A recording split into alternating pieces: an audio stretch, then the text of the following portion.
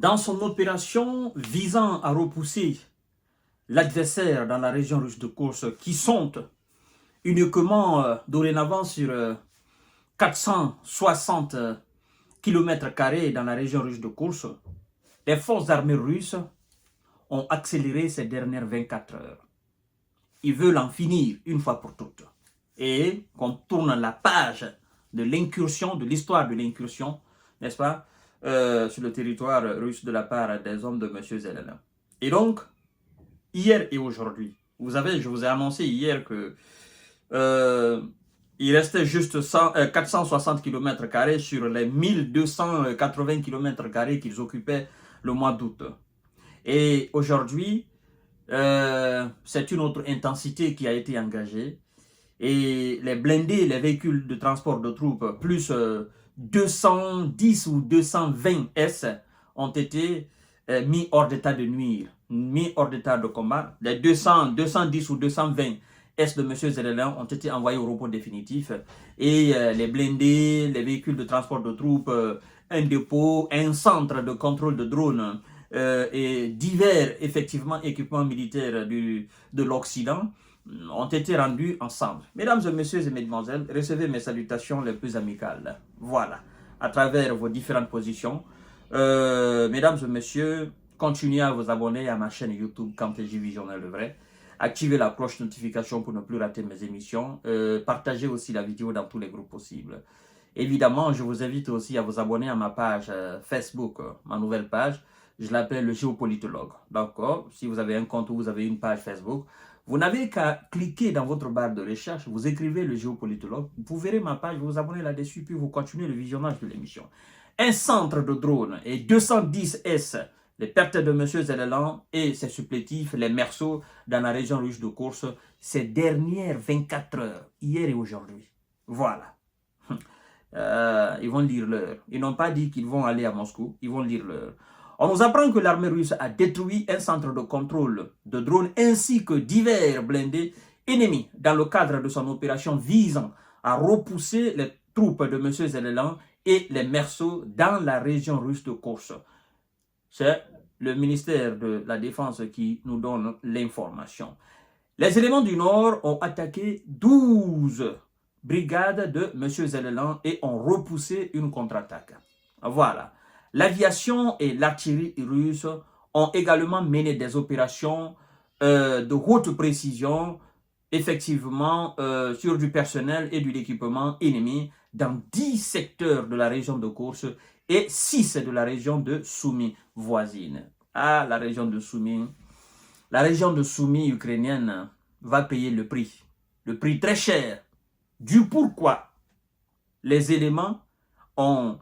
Effectivement, ils se sont regroupés dans cette région avant de rentrer sur le territoire russe. La région de Soumy va payer le prix cher.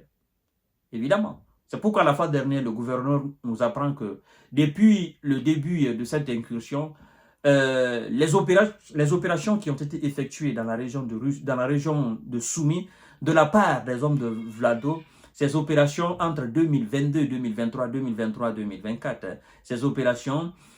Ces intensités pareilles, ils n'avaient pas mis ça. Ben, évidemment, parce qu'en ce moment, l'opération n'était pas là-bas, l'opération était à l'est. Mais puisque les hommes ont décidé de rentrer en Russie à partir de la région de Soumy, ben, la région de Soumy va payer les prix. Voilà.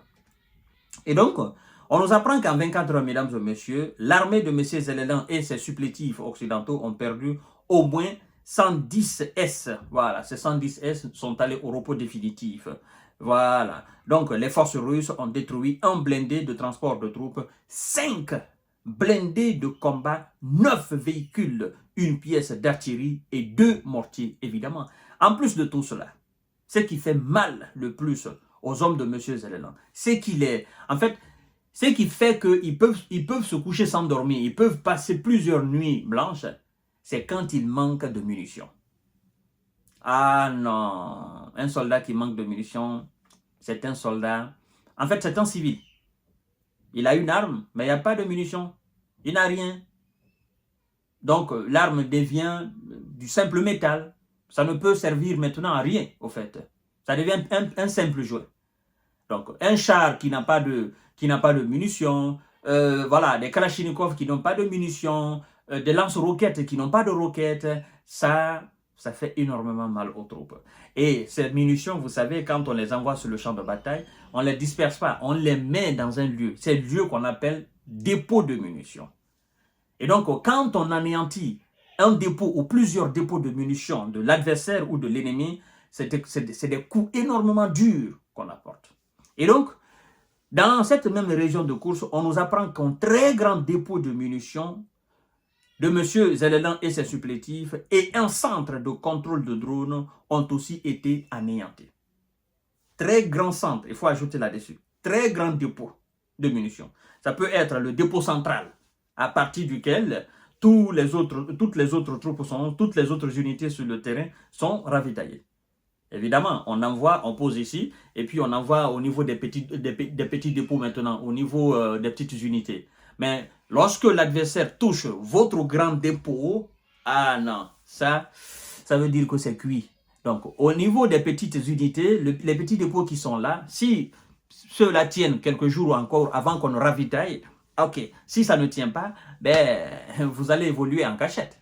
Ou vous allez tirer 2-3, vous reposez, 2-3, vous reposez pour ne pas finir les munitions en même temps. Donc, un grand dépôt de munitions et un centre de contrôle de drones ont ici été anéantis. Alors, mesdames et messieurs, on nous apprend que depuis le début des hostilités au mois d'août, c'est-à-dire depuis que les hommes de M. Zelensky ont décidé de rentrer dans cette région russe de course avec leurs mercenaires, depuis cette date jusqu'à aujourd'hui, on nous apprend que 52 660 S de M. Zelensky ont été envoyés au repos définitif.